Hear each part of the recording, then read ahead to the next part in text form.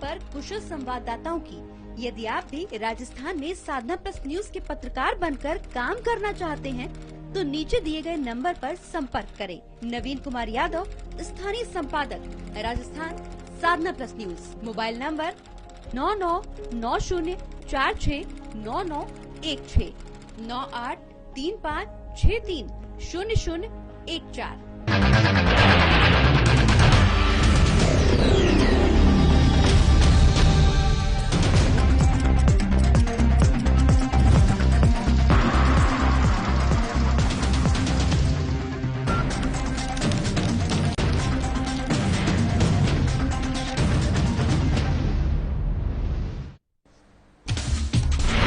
कोटा में स्वास्थ्य मेगा शिविर का आयोजन, डॉक्टर, नर्सिंग स्टाफ रहे मौजूद। शिविर में तमाम लोगों ने की शिरकत। बदरपुर में जाम में फंसी एम्बुलेंस, लगभग 4 से 5 घंटों के बाद जाम से मिला निजात। त्योहारों को लेकर के सड़कों पर लग रहा जाम। सांगरिया के ग्राम पंचायतों को बजट आवंटन, पंचायत समिति डायरेक्टर ने की बैठक। विकास कार्यों को लेकर के की चर्चा। कोटा में स्टैंड प्रिपरेशन मशीन का उद्घाटन, संभागीय आयुक्त ने किया उद्घाटन। दुनिया को सबसे बड़ी घंटी बनाने का काम आएगी। दौसा में क्रिकेट प्रतियोगिता का समापन समारोह, पायलट स्टेडियम में 28वीं प्रतियोगिता का समापन। पुरुष वर्ग में अलवर की टीम रही विजेता।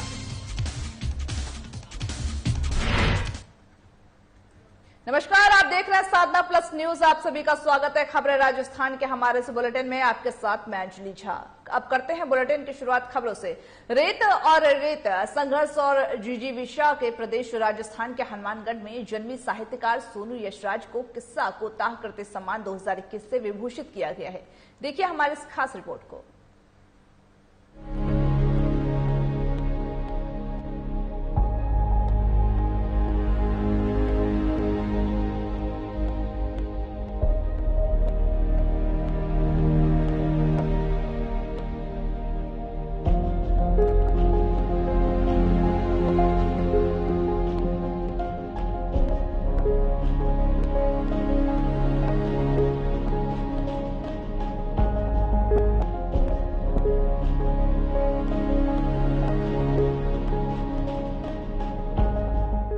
अच्छा लेखक अपनी कहानी दिल से कहता है, वह दिल से एक कहानीकार होता है।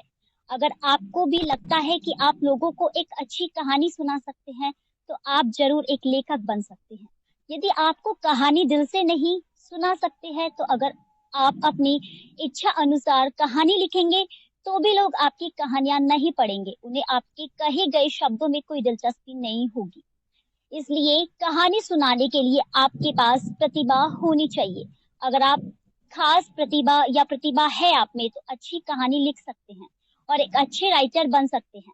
इसी को लेकर आज हम आपको साधना प्लस की खास कार्यक्रम घर की लक्ष्मी बेटी में मिलवाने जा रहे हैं, जो कि एक गृहिणी भी है, माँ भी है, बेटी भी है और एक लेखिका भी है। तो आइए जानते हैं, उनसे करते हैं मुलाकात। विख्यात साहित्यकार सोनू यशराज को किस्सा कोताह कृति सम्मान 2021 से नवाजा गया। ये सम्मान साल 2021 में प्रकाशित उनके काव्य संग्रह पहली बूंद नीली थी को दिया गया। इस पुस्तक की बहुचर्चित किताब श्रृंखला की सभी कविताएं अनुदित हैं, जिसमें चोरी कविता 6 भारतीय भाषाओं में अनुदित हुई हैं। साल 2021 में बौद्धि प्रकाशन से आई इस किताब की मानीखेज चर्चा कई प्रतिष्ठित मंचों यथा वर्ल्ड्स टाइम, कनाडा और मेलबोर्न रेडियो, हिमाचल साहित्य अकादमी और प्रगतिशील लेखक संघ राजस्थान इकाई द्वारा की गई। बता दें कि के बिरला फाउंडेशन के बिहारी पुरस्कार प्राप्त साहित्यकार डॉक्टर सत्यनारायण इस किताब की भूमिका में लिखते हैं। सोनू यशराज की कविताएं जीवन के बीच से जीवन को टटोलती कविताएं हैं। इन कविताओं का फलक व्यापक है। किसी एक मुहावरे या विचार या विरोधी स्वर की जगह कविताओं में बदलाव की आहट विवेकपूर्ण ढंग से महसूस की जा सकती है।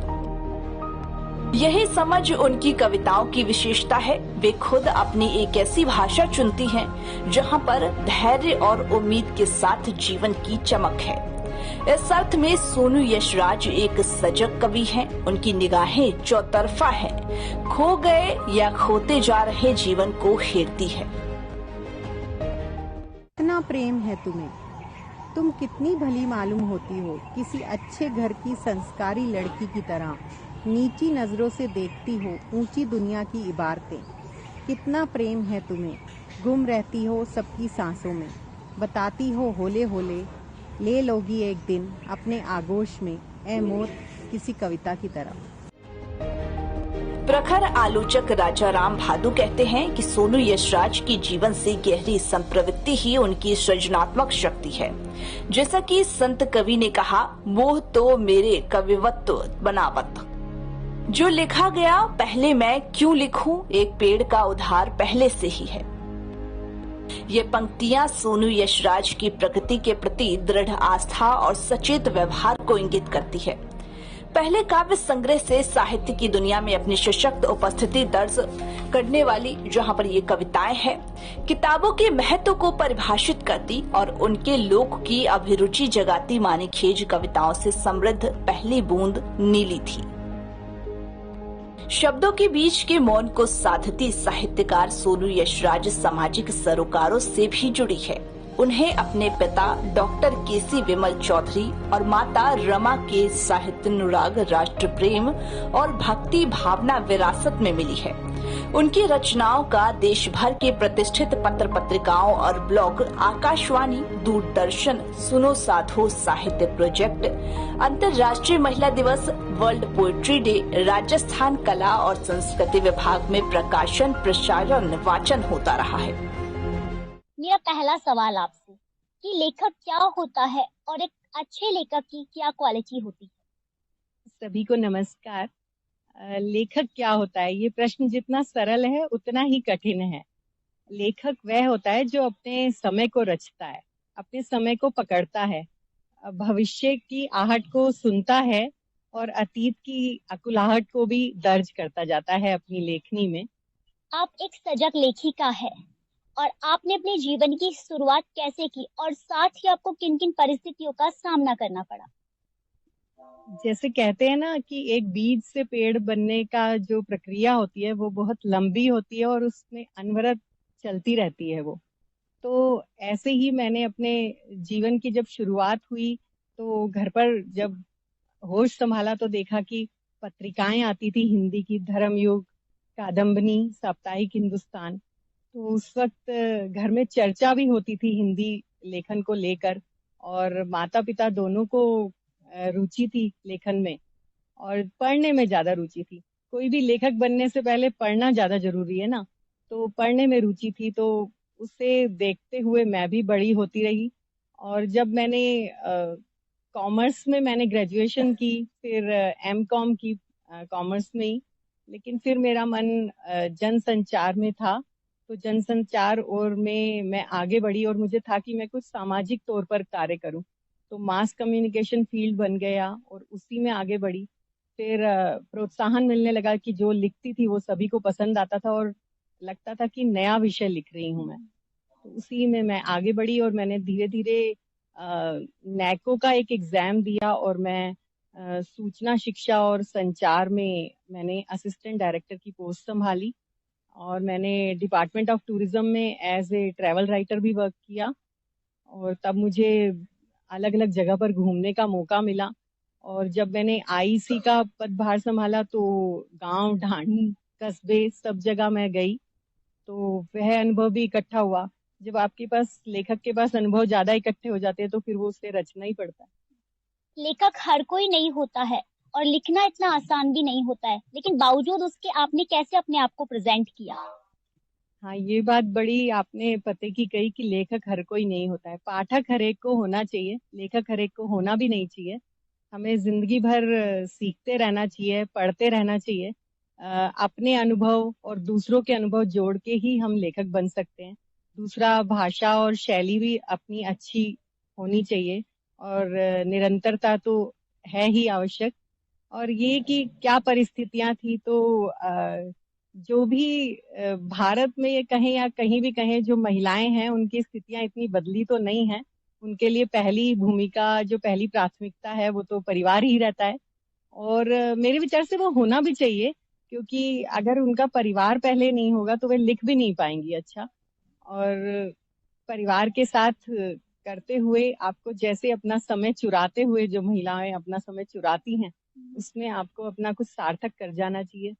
और मेरे भीतर जो इतने अनुभव इकट्ठे हुए, तो उससे मन मतलब ऐसा लगता है कि अब जीना है तो लिखना है, लिखना है तो जीना है। मेरा मानना है कि जो भी चीजें निजी तौर पर आपके दिमाग में आती है, उसको आप रचना में कैसे डालते हैं, कैसे डाल सकते हैं?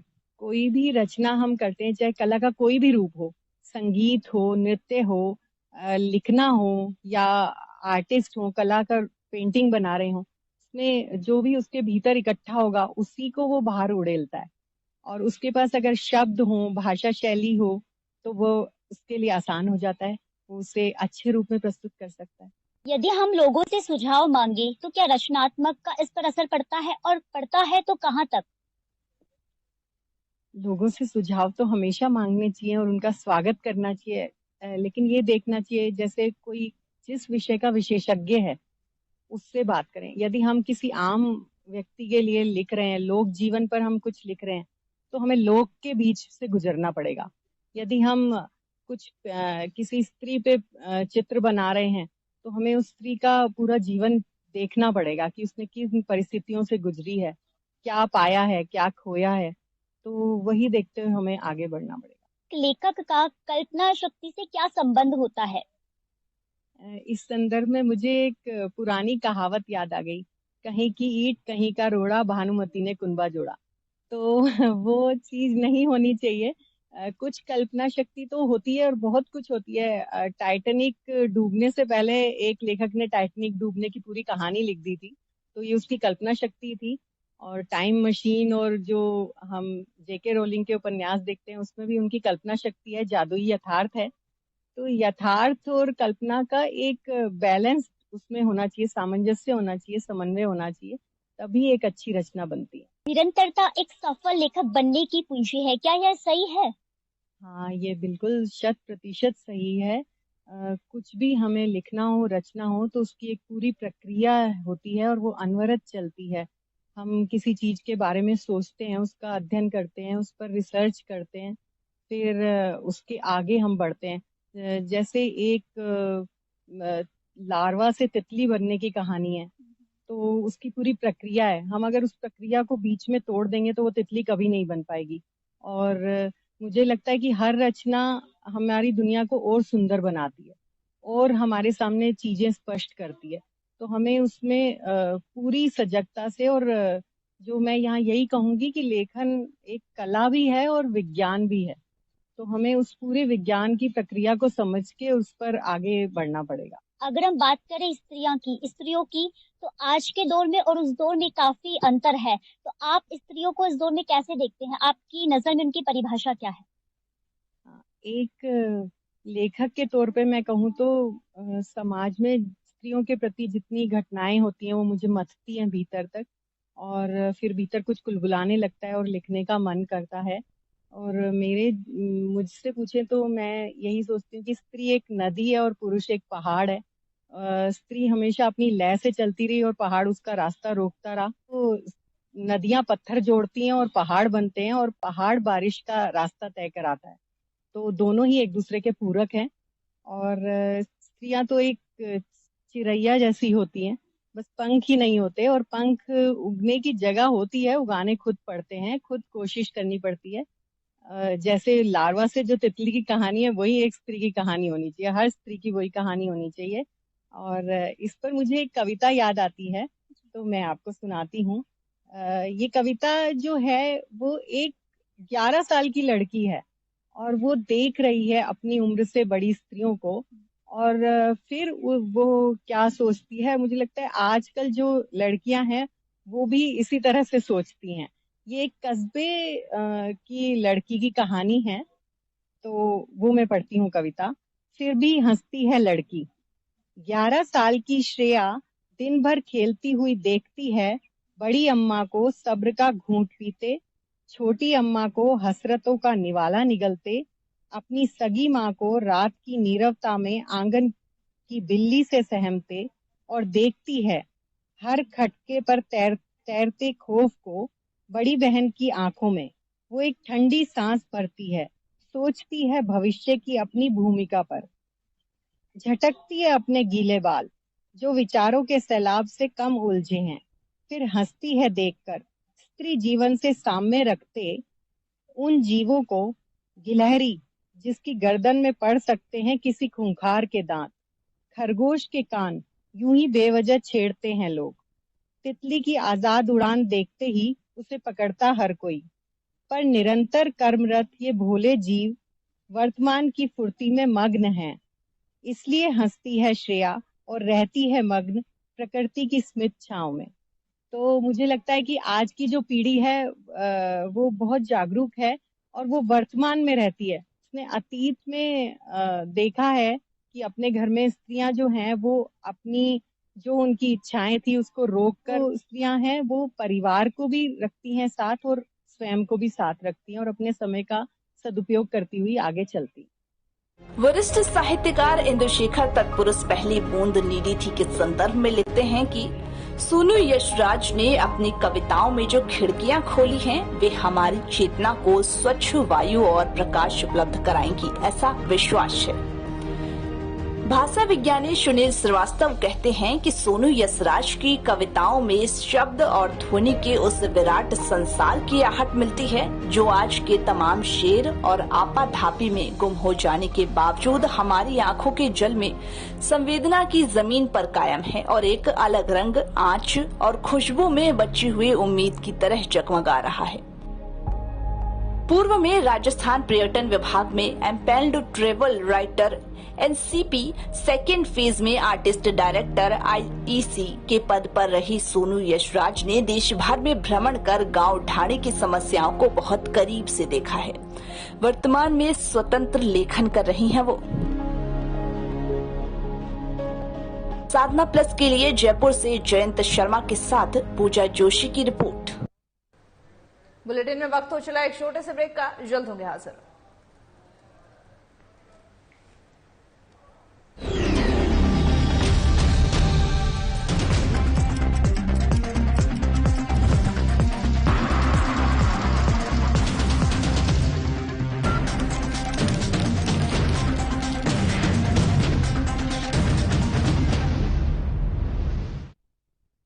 राजस्थान में साधना प्लस न्यूज को आवश्यकता है तहसील, विधानसभा, जनपद एवं संभाग स्तर पर कुशल संवाददाताओं की। यदि आप भी राजस्थान में साधना प्लस न्यूज के पत्रकार बनकर काम करना चाहते हैं तो नीचे दिए गए नंबर पर संपर्क करें। नवीन कुमार यादव, स्थानीय संपादक, राजस्थान।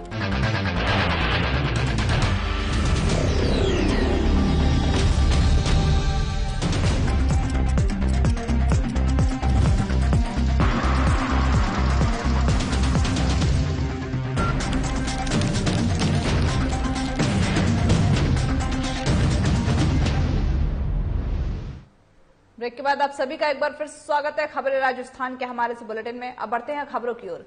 कोटा जिला के इटावा उपखंड क्षेत्र के सीएससी अस्पताल खातौली में चिरंजीवी स्वास्थ्य मेगा शिविर का आयोजन किया गया था, जहां पर बता दें कि आयोजन में सीएससी अस्पताल खातौली के डॉक्टर एवं नर्सिंग स्टाफ मौजूद रहे।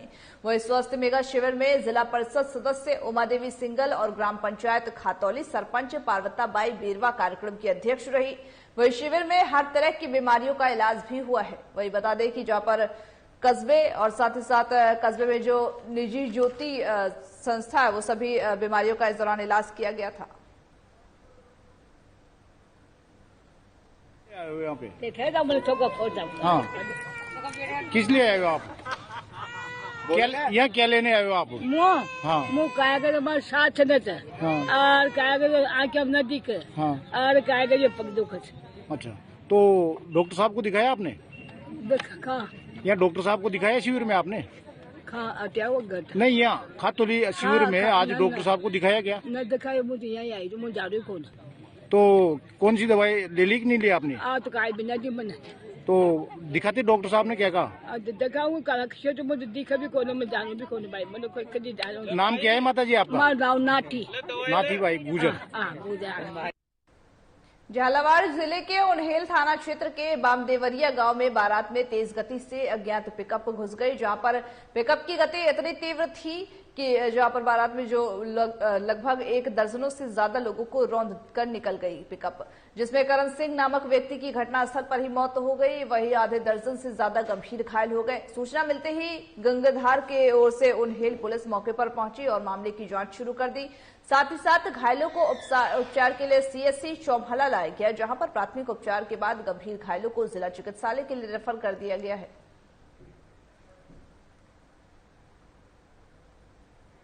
भरतपुर में जाम की समस्या बनी हुई है और साथ ही आज इसी के तहत जाम में 4 से 5 घंटे एम्बुलेंस फंसी रही, जिसमें कि बैठे जो मरीज थे उनकी जान पर बनाई और जाम तकरीबन 1 घंटे तक लगी रही और साथ ही एम्बुलेंस में जो मरीज बैठे हुए थे उनको काफी देर तक परेशानी झेलनी पड़ी। दरअसल बता दें कि ये वाकया मथुरा गेट से बिजली घर के बीच की बताई जा रही है। वही साथ ही उधर जाम को खुलवाने के लिए एक पुलिसकर्मी ने अकेले कोशिश की, लेकिन फिर भी जाम नहीं खुल सका। बाद में जाकर के मथुरा गेट पुलिस चौकी और ट्रैफिक कर्मी की मदद से जाम को खुलवाने के लिए वहां पर पहुंचे और उनकी मदद से जाम खुला। जाम लग गया था, जिसको हटाने के लिए हम आए थे, जिसको हमने 10-15-20 मिनट में हटाया। बहुत तगड़ा जाम था और उसमें एम्बुलेंस भी फंसी थी, 3-4 भी फंस गई थी उसमें। तो आपने किस प्रकार मदद की? मदद किस प्रकार की? हमने जाम को हटा करके एम्बुलेंस को निकाला था। तो होली का माहौल है, होली की उमंग में लोगों की खरीदारी, बाजार में भीड़ भड़कता का शोर रहता है। वैसे नगर निगम के माध्यम से और पुलिस प्रशासन के माध्यम से हर साल अच्छी व्यवस्थाएं की जाती है, लेकिन उसके बावजूद भी मैं समझता हूं कोरोना के बाद की होली हो रही है ये, तो लोगों में उमंग और उत्साह का वातावरण ज्यादा है, इसलिए जाम की जो अव्यवस्था हुई है उसको लेकर के पुलिस प्रशासन से भी हमने आग्रह किया है कि तुरंत उचित व्यवस्था करें, अच्छी व्यवस्था करें, जिससे भरतपुर वासियों को कहीं कोई असुविधा ना हो। और मैं समझता हूँ कि होली का वातावरण एक अच्छी उमंग और जोश के साथ लोग होली मनाएं, ऐसी व्यवस्था प्रशासन करे। और नगर निगम के माध्यम से भी अगर कोई अव्यवस्था हुई है तो उसको हम व्यवस्थित रूप से, सुचारू रूप से आगे संचालित कराने की पूरी कोशिश करें। किस कारण से ये जाम लगता है? ये जाम लगने का मुख्य कारण तो ये कोरोना के 2 साल के बाद में होली का उमंग का वातावरण है, तो लोगों में उत्साह का वातावरण है, भीड़ भाड़ भी ज्यादा है, खरीदारी भी ज्यादा हो रही है, इसलिए ये जाम की व्यवस्था हुई है। भामाशाह व पूर्व छात्र समारोह के अवसर पर रंगारंग सांस्कृतिक कार्यक्रम का आयोजन किया गया था, जहां पर रंगारंग संस्कृति व देशभक्ति कार्यक्रम का आयोजन इस दौरान किया गया था, जिसमें छात्राओं ने देशभक्ति, लोक संस्कृति, बालिका शिक्षा और महिला जागरूकता पर आधारित अनेक रंगारंग सांस्कृतिक कार्यक्रम प्रस्तुत किए। विद्यालय के कार्यक्रम में भामाशाह का भी सम्मान किया गया। इस अवसर पर कार्यक्रम की अध्यक्षता चौथ का बड़वारा ग्राम पंचायत सरपंच सीता सैनी ने की। वहीं मुख्य अतिथि चौथ का बड़वारा एसडीएम उपेंद्र शर्मा ने सरस्वती के चित्र पर दीप प्रज्वलित कर पुष्प अर्पित कर कार्यक्रम का शुभारंभ किया। इस अवसर पर चौथ का बड़वारा उप सरपंच बद्रीलाल महावर मंदिर चौथ माता ट्रस्ट के पदाधिकारी, सुरेंद्र नगर रिटायर्ड बाबूलाल सैनी अध्यापक व साथ ही कस्बे के गणमान्य लोग भी इस दौरान उपस्थित रहे।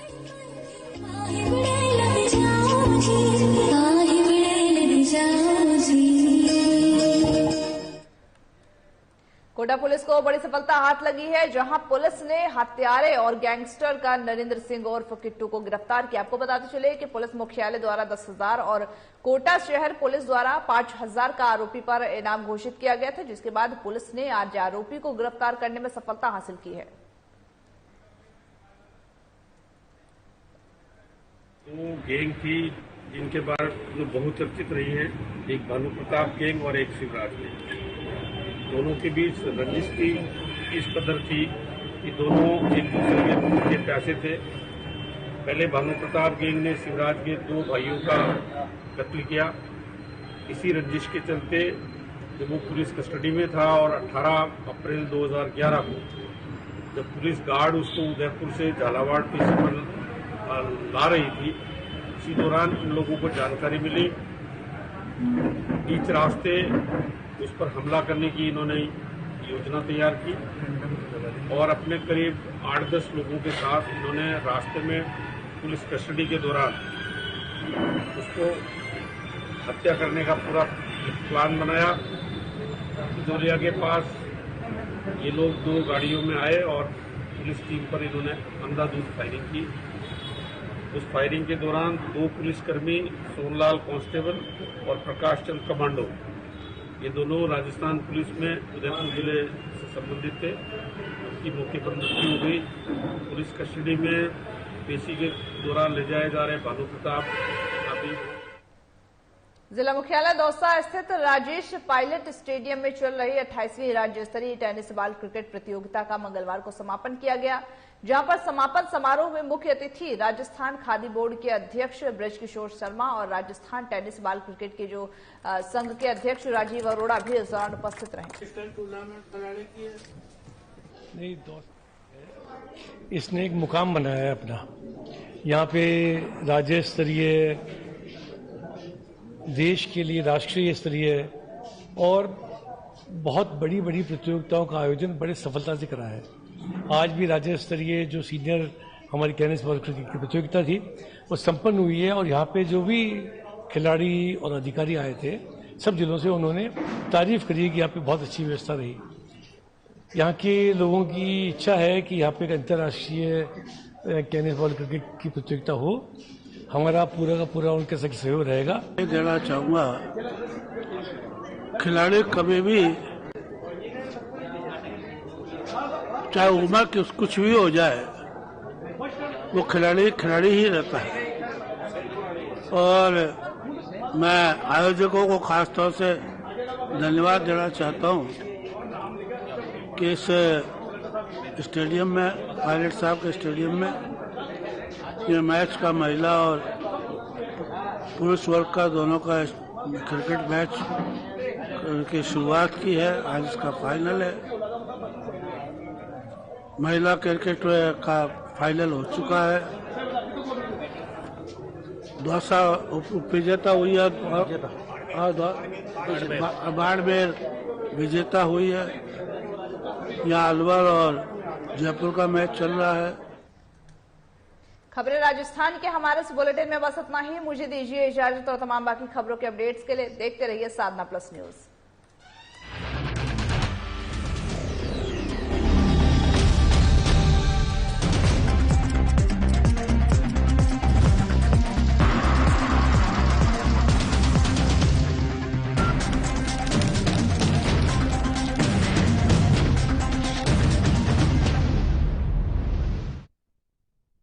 राजस्थान में